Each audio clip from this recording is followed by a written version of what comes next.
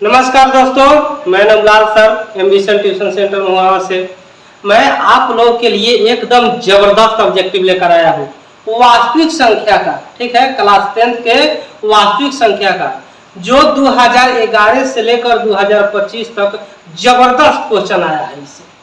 इससे बाहर क्वेश्चन दूसरा आएगा नहीं करेगा।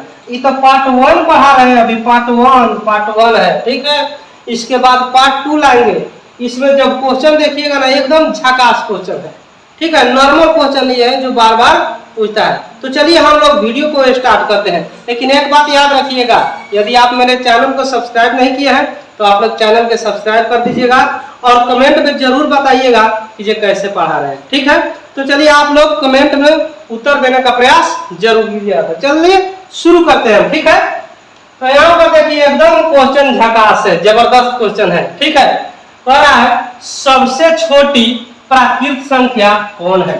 सबसे छोटी कह रहा है, तो हम लोग जानते हैं कि ये प्राकृत संख्या क्या है। तो गिनती की संख्या को प्राकृत संख्या कहते हैं। तो गिनती कहां से स्टार्ट करते हैं?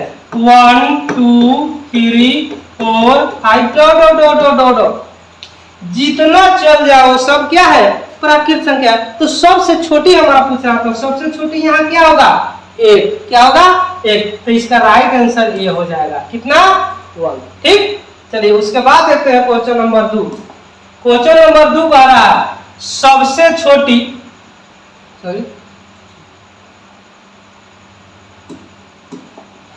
चलिए क्वेश्चन नंबर 2 कह रहा है बहुत जबरदस्त है, बहुत जबरदस्त। इसे एकदम सफा वीवीआई लगाइए। वीवीआई जितना वीवीआई लगाइएगा उतना ही कम है। बोर्ड मॉडल भी लगाइए इसे, और आना ही है, बार बार आता है और आना ही है। ठीक है, और सबसे छोटी अभाज्य संख्या, यही तो प्रॉब्लम है। सबसे छोटी अभाज्य संख्या क्या है?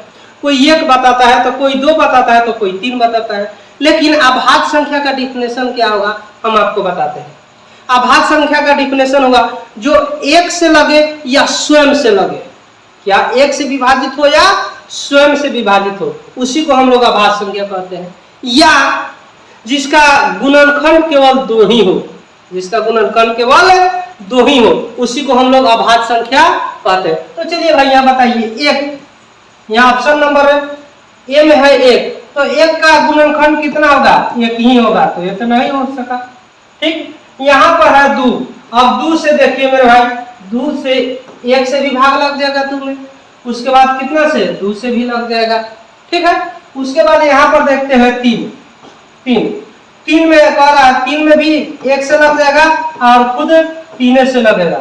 और 4 में तो देखिए मेरे भाई, 4 में 1 से भी लगेगा, 2 से भी लगेगा और स्वयं 4 से भी लगेगा। लेकिन हमारे यहाँ क्वेश्चन कह रहा है सबसे छोटी, क्या कह रहा है? सबसे छोटी अभाज्य संख्या क्या है? तो इसका राइट आंसर हो जाएगा बी, 2। कितना हो जाएगा? बी। अब ये मत कहिएगा कि जो इसमें भी तो 2 ही गुणनखंड है, लेकिन सबसे छोटी कह रहा है, तो छोटी क्या हो जाएगा? यहाँ पर ऑप्शन नंबर बी यानी कि 2 कंफर्म हुआ। चलिए ठीक है, आगे बढ़ते हैं। उसके बाद देखते हैं क्वेश्चन नंबर आया 3। ये भी जबरदस्त क्वेश्चन है मेरे भाई।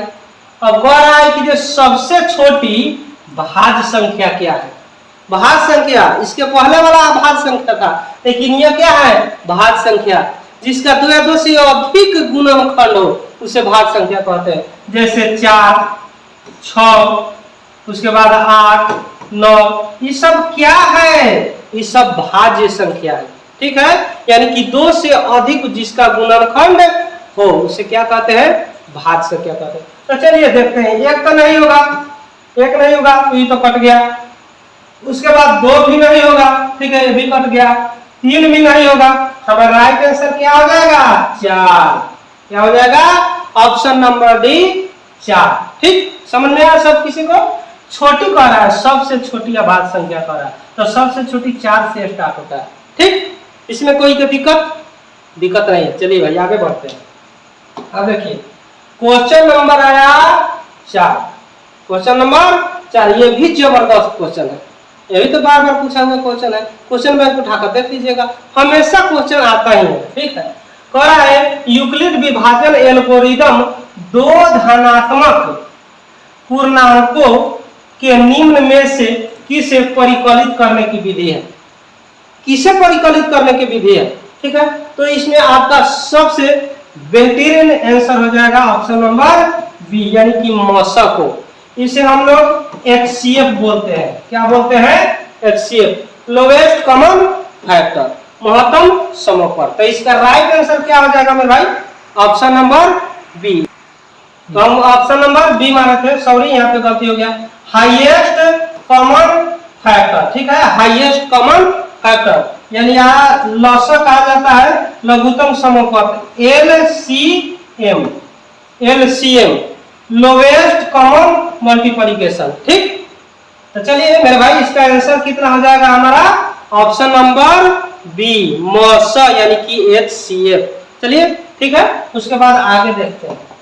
चलिए देखिए मेरे भाई, ये भी क्वेश्चन एकदम जबरदस्त है, जबरदस्त क्वेश्चन है, जबरदस्त क्वेश्चन है मेरे भाई, ठीक है। और ये भी पूछा हुआ क्वेश्चन है।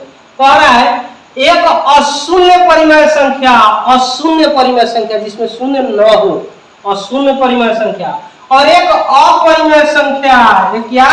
अपरिमेय संख्या का गुणनफल क्या होगा? गुणनफल अगर मान लेते हैं हम 2 को भी परिमेय संख्या कह सकते हैं, का से तो नीचे 1 मान सकते हैं, जो p/q के रूप में होगा तो वो परिमेय संख्या होगा, ठीक है। अब इसके बाद में हम एक अपरिमेय संख्या रूट 3 ले लेते हैं। यदि हम गुना करेंगे इन दोनों को तो कितना हो जाएगा मेरे भाई? तो 2√3 हो जाएगा। तो बताइए क्या है, इसे क्या बोलेंगे हम? तो इसे हम लोग अपरिमेय संख्या बोलेंगे। तो इसका राइट आंसर क्या हो जाएगा? ऑप्शन नंबर बी, हमेशा अपरिमेय संख्या। किसी को दिक्कत? हमेशा क्या होगा? अपरिमेय संख्या। चलिए भाई इतना समझ में आ गया। चलिए उसके बाद में हम देखते हैं क्वेश्चन नंबर 6। अब देखिए लीजिए, ये भी जबरदस्त क्वेश्चन है, ये भी तो बार बार पूछता है, हमेशा पूछता है क्वेश्चन, ठीक है।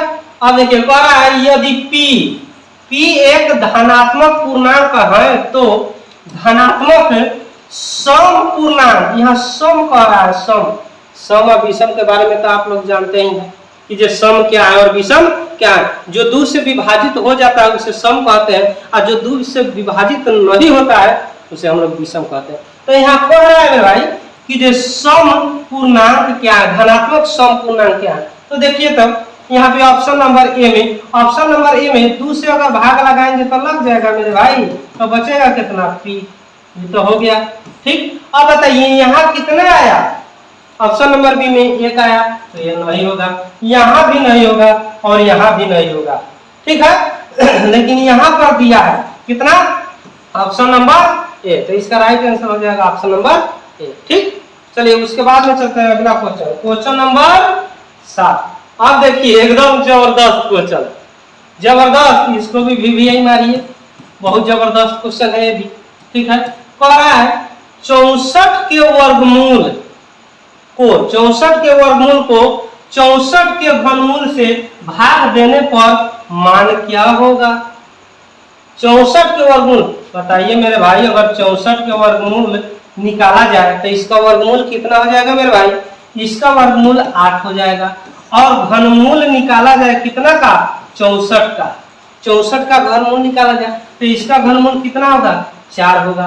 अगर हम इसके वर्गमूल को, 64 के वर्गमूल को 64 के घनमूल से भाग दिया जाए तो देखिए यहाँ पर तो है 8, यहाँ पर 8 है, हमारा वर्गमूल कितना है? 8 है, और भाग देंगे कितना से? घनमूल वाला से, यानी कि 4 से। कट कर कितना आंसर आएगा मेरे भाई? 2 आंसर आएगा। तो देख लीजिए ऑप्शन नंबर कितना है? ऑप्शन नंबर बी है। ऑप्शन नंबर क्या है? बी है, यानी कि 2 हमारा राइट आंसर आ जाएगा, ठीक है। समझ में आ गया होगा। उसके बाद आगे चलते हैं। कह रहा है देखिए ये भी एकदम जबरदस्त क्वेश्चन है, ये भी जबरदस्त क्वेश्चन है, जितने भी क्वेश्चन लिए हैं वो एकदम जबरदस्त क्वेश्चन है और पूछा हुआ क्वेश्चन है, और लगता है कि 2026 में यहीं से ही क्वेश्चन रहेगा, ठीक है। अब देखिए कह रहा है सबसे छोटी अभाज्य संख्या, यहाँ अभाज्य संख्या कह रहा है, सबसे छोटी अभाज्य संख्या और सबसे छोटी भाज्य संख्या का गुणनफल क्या? गुणनफल मतलब गुना। तो सबसे छोटी अभाज्य संख्या कितना होगा? 2 होगा, होगा कि नहीं बताएं? इसके पहले 2 होगा। और सबसे छोटी भाज्य संख्या, इसका हो जाएगा 4। अब गुणनफल कर रहा है तो गुना कर दीजिए मेरे भाई, 8 हो जाएगा। तो खोजिए ऑप्शन नंबर कितना है, ऑप्शन नंबर सी है। ऑप्शन नंबर कितना है, सी है। इसमें किसी को दिक्कत है, किसी को दिक्कत नहीं होना चाहिए। यानी कि सबसे छोटी अभाज्य संख्या 2 हो गया और सबसे छोटी भाज्य संख्या कितना हो गया, 4 हो गया। दोनों के गुना करेंगे तो कितना आ जाएगा, 8 आ जाएगा। चलिए, किसी को कोई दिक्कत नहीं होना चाहिए। उसके बाद देखते हैं, चलिए जबरदस्त क्वेश्चन है। कह रहा है सबसे छोटी भाज्य संख्या, सबसे छोटी भाज्य संख्या और सबसे छोटी अभाज्य संख्या का मौसक कितना होगा। वाह, क्या क्वेश्चन है। सबसे छोटी भाज्य संख्या, सबसे छोटी भाज्य संख्या और सबसे छोटी अभाज्य संख्या। तो सबसे छोटी भाज्य संख्या है मेरे भाई कितना, 4 और सबसे छोटी अभाज्य संख्या है 2। ठीक, अगर इसका मौसक निकालिएगा तो इस 4 को अगर तोड़िएगा तो 2 गुने 2। अब बताइए 2 को तोड़िएगा तो 1 गुने 2। कौन मिल रहा है, मिल कौन रहा है, तो मिल रहा है 2। तो इसका राइट आंसर कितना हो जाएगा, तो राइट आंसर हो जाएगा ऑप्शन नंबर बी, 2। ठीक, चलिए उसके बाद में देखते हैं क्वेश्चन नंबर 10। क्वेश्चन नंबर 10 देखते हैं। देखिए मेरे भाई, ये भी क्वेश्चन बहुत जबरदस्त है और बार बार भी आया है क्वेश्चन। ठीक, करे 2 लगातार संख्याओं का मौसक क्या होगा, यानी कि HCF क्या होगा। 2 लगातार संख्याओं का HCF क्या होगा, तो लगातार ही होना चाहिए। अगर हम मान लेते हैं लगातार, एक को ले लिए 4 है, एक को ले लिए 5, तो इसका HCF कितना हो जाएगा मेरे भाई, तो इसका HCF हो जाएगा 1। इसका HCF कितना हो जाएगा, 1 ही होगा। तो देखिए तो ऑप्शन नंबर कितना है, तो ऑप्शन नंबर ए हो जाएगा इसका राइट आंसर। ठीक है, उसके बाद में चलते हैं, देखते हैं क्वेश्चन नंबर 11। क्वेश्चन नंबर 11 कह रहा है यदि ए और बी अभाज्य संख्या है तो ए और बी का लसक क्या होगा। लसक कह रहा है, यानी कि LCM, लसक क्या होगा। ठीक है मेरे भाई, लसक। तो इसका राइट आंसर कितना हो जाएगा, ऑप्शन नंबर सी हो जाएगा। ऑप्शन नंबर कितना हो जाएगा, सी हो जाएगा। चलिए उसके बाद में देखते हैं क्वेश्चन नंबर 12। क्वेश्चन नंबर 12 कह रहा है कि 2 परिमेय संख्याओं के बीच अधिकतम कितनी परिमेय संख्या हो सकती है, यानी कि दो परिमेय संख्याओं के बीच अधिकतम कितनी संख्या हो सकती है। तो सभी लोग जानता है कि जी 1 नहीं होगा, 2 नहीं होगा, 4 नहीं होगा। इसका राइट आंसर हो जाएगा डी। राइट आंसर कितना हो जाएगा, डी, यानी कि अनंत। बहुत हो सकता है। ठीक है, तो इसका राइट आंसर कितना हो जाएगा, डी। चलिए उसके बाद देखते हैं क्वेश्चन नंबर 13। क्वेश्चन नंबर 13 कह रहा है कि जो सहअभाज्य संख्याओं का मौसक कितना होगा।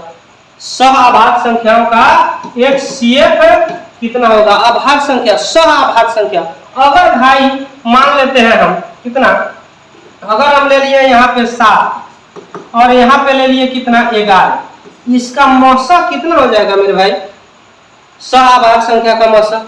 तो सहअभाज्य संख्या का मौसक 1 ही होगा। कितना होगा मेरे भाई, 1 ही होगा। सहअभाज्य संख्या का मौसक कितना होगा, 1 ही होगा। समझ में आया।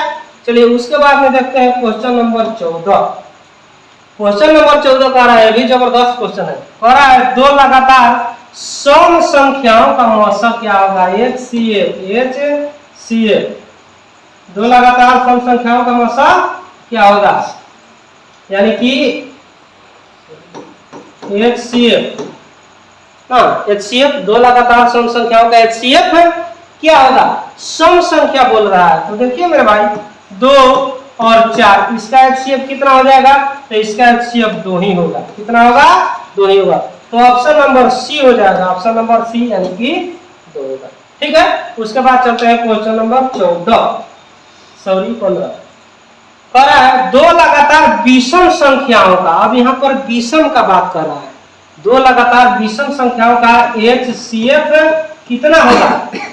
2 लगातार विषम संख्या, अगर मान लेते हैं एक हम 3 ले लिए और एक 5 ले लिए, इसका मौसक कितना होगा। देखिए कितना आसान क्वेश्चन है, यही सब क्वेश्चन आता है बोर्ड में, दूसरा क्या आएगा, यही सब क्वेश्चन आएगा। ठीक है, तो देखिए इसका मौसक कितना हो जाएगा, इसका मौसक 1 गुने 3, अगर इसके कीजिएगा तो 1 गुने 5, दोनों में मिल रहा है एक एक, यानी कि इसका HCF कितना हो जाएगा मेरे भाई 1। तो ऑप्शन नंबर बी हो जाएगा right answer 1, option number B. चलिए उसके बाद में क्वेश्चन नंबर 16, क्वेश्चन नंबर 16 देखते हैं भाई। देखिए ये तो इसको भी VI लगा लीजिए, मत पूछिए, कितना बार पूछा हुआ क्वेश्चन है। कह रहा है पाई एक है, पाई एक है, तो पाई एक क्या है।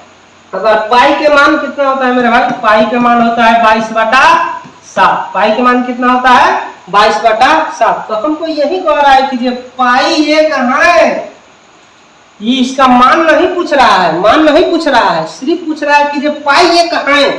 तो पाई एक क्या है, परिमेय संख्या तो हो ही नहीं सकता, उसके बाद पूर्णांक भी नहीं होगा। उसके बाद देखिए यहाँ पे ये हो जाएगा अपरिमेय संख्या। अगर पाई सिर्फ पूछे पाई क्या है, पाई एक क्या है, तो ये हो जाएगा अपरिमेय संख्या। ठीक, चलिए मेरे भाई इसका राइट आंसर हो जाएगा अपरिमेय संख्या। चलिए उसके बाद में देखते हैं अगला क्वेश्चन, क्वेश्चन नंबर 17। देखिए आइए गया यहाँ पर क्वेश्चन, यानी कि 22/7, 22/7 लिखा हुआ है, 22/7 एक है। तो हम तो बोले थे कि जो पाई जो है ना, पाई अपरिमेय संख्या,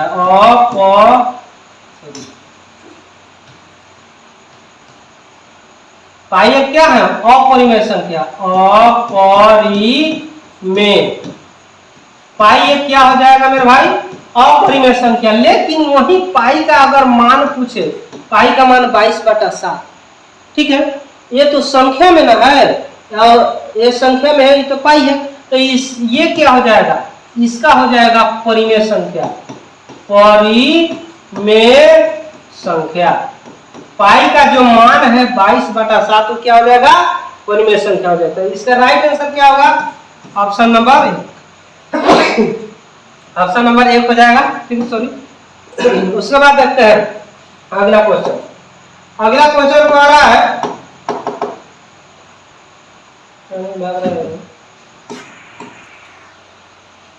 चलिए मेरे भाई उसके बाद एक और क्वेश्चन देखते हैं, जबरदस्त।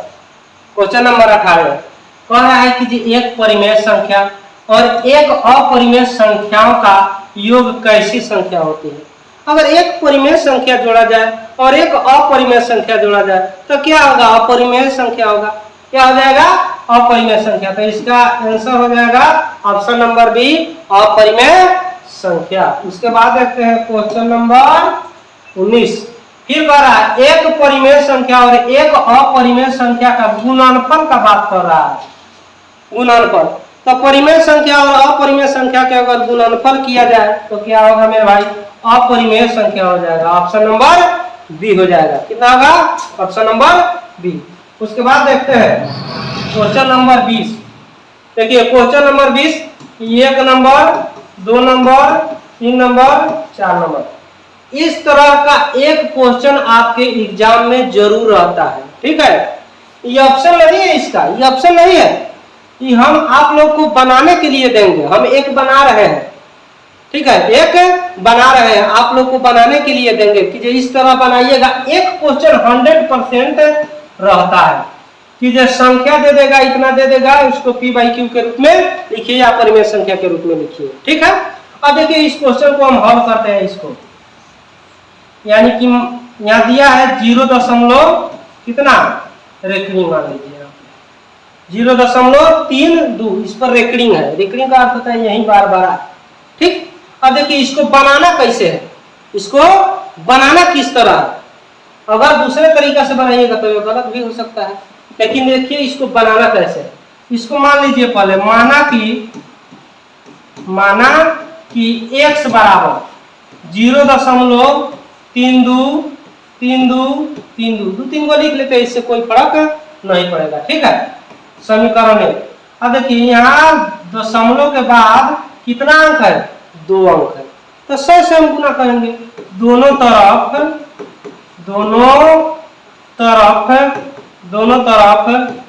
100 से गुना करने पर दोनों तरफ कितना से गुना करने पर, 100 से गुना करने पर। x में 100 से गुना करेंगे तो 100x, और इसमें 100 से गुना करेंगे तो 32.3232। समीकरण इसे 2 कर लीजिए। 100 में इससे हम गुना करेंगे तो 2 अंक उधर खसक जाएगा, खसक जाएगा नहीं। अब उसके बाद में देखिए समीकरण 2 में से 1 को घटाने पर अब इधर के इधर घटाइए, यानी कि 100x में से हम x घटाएंगे और इधर से घटाइएगा तो कितना आ जाएगा, 32 आएगा। इसमें से आप ये घटाइएगा तो कितना आएगा, 32 ही आएगा। अब देखिए इसको घटाइएगा तो 99x बराबर कितना, 32। इसीलिए x बराबर कितना हो जाएगा, 32/99। यही आपका p/q के रूप में आंसर हो गया। और यह ऑब्जेक्टिव में पूछता ही है, ठीक है, ऑब्जेक्टिव में पूछता ही है। आप लोगों के लिए 4 वो दे रहा हूं, 4 क्वेश्चन, ठीक है। आप लोग घर पर बना लीजिएगा, आप लोग इसे घर पर बना लीजिएगा। चलिए इतना ही क्वेश्चन है, 20 ही क्वेश्चन है। अब अगले पार्ट में एकदम जबरदस्त क्वेश्चन लेकर आएंगे, अब अगले पार्ट में जबरदस्त क्वेश्चन लेकर आएंगे। लेकिन आपको अगर यह वीडियो अच्छा लगा तो आप मेरे चैनल को सब्सक्राइब जरूर कीजिएगा, लाइक कमेंट जरूर कीजिएगा। कमेंट में जरूर बताइएगा कि जो यह क्लास कैसे लगा। अगर आप लोग कमेंट में बताइएगा कि जो यह क्लास कैसे लगा तो इसके बाद पार्ट 2 लेकर आएंगे, वो और भी जबरदस्त है।